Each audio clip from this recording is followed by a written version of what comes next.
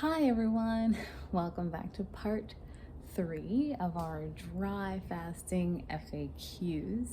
I'm so glad that you're back and I hope this little series has been helpful for you. This is the final part for now and just 2 questions today, but of course you always should feel like you can ask me any questions about dry fasting that you might have. So just because I'm ending the series doesn't mean I won't be answering any more questions. Okay, so the first one is, how much weight did you lose? Almost every single time I talk about doing an extended dry fast, one or multiple people will ask me this question. And the problem is I don't own a scale anymore. And the reason for that is because years ago, I used to get kind of obsessive about the number, about exactly how much I weighed, down to like percentage points. And like, if I gained 0.2 pounds, I would be upset for the day or something like that. And so I decided at some point that I couldn't live like that anymore, probably 2-3 years ago. And so I got rid of my scale and have been living happily, numerically free ever since. So the way I gauge my weight is by how I feel, how I look, and how my clothes fit. So for example, earlier this year, I did a 21-day fast that consisted of 8 days dry and the rest on snake juice. And my estimation, knowing my body pretty well, is that I lost about 20 pounds during the course of that fast. And then as I rehydrated and went back to normal eating, I probably regained about 5 to 7 pounds of that. So that's just to give you an idea. On long fasts, I've read you can expect up to a 50% regain.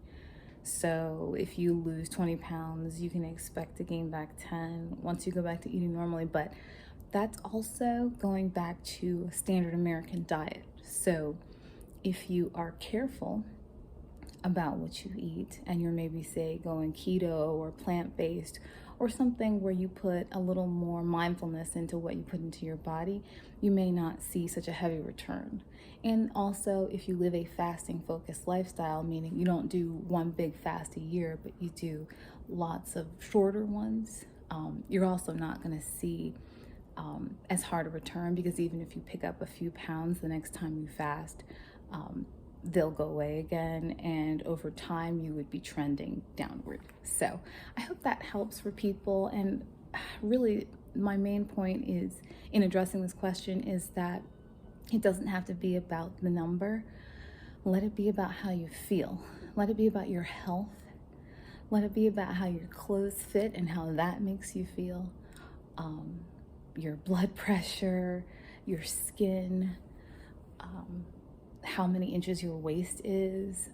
These are more markers of health than just the number or just the BMI, which we could have a whole different conversation on BMI, but don't let the number trip you up. Use other health metrics to gauge how well you're doing and if there's anything you need to alter or add to your wellness regime. So question 2, let me pull it up. How many days in a row can you dry fast safely? That is a great question. And unfortunately, I can't give you an answer for you specifically because dry fasting is very personal to the person doing it. And so start slow. If you've never done it before, please start slow. Do 18 hours, do 24 hours, do 30 hours. That's how I started out. I was counting it in hours, not days in the beginning. And then the first extended dry fast I did was 5 days. And the reason it was that long was because I just started it and I stopped when I was ready. And that so happened to be 5 days later. So you have to listen to your body, which is like my mantra, and if you are feeling unhealthy, if you are feeling dehydrated, if you are feeling too weak to function, if you are having things like heart palpitations or anything that lets you know internally, like brain fog, anything that lets you know internally that something is up, you need to stop.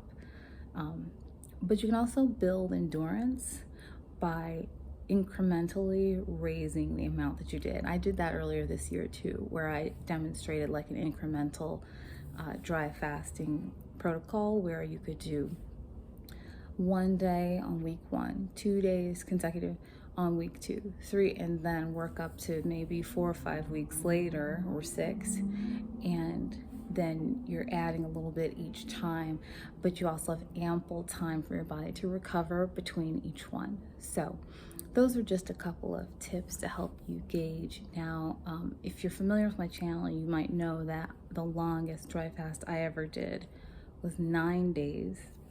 I backed that up with an 8-day one earlier this year, and then I backed that up with the 7-day just last month, I think. Yeah, late August into early September. So, and I had done 7s before, and many 5s, 4s, 3s, 2s, 1s, whatever. But I have heard I think one woman doing a 10-day, which my 9-day was probably ill-advised. The 8-day was difficult for me, that 8th day.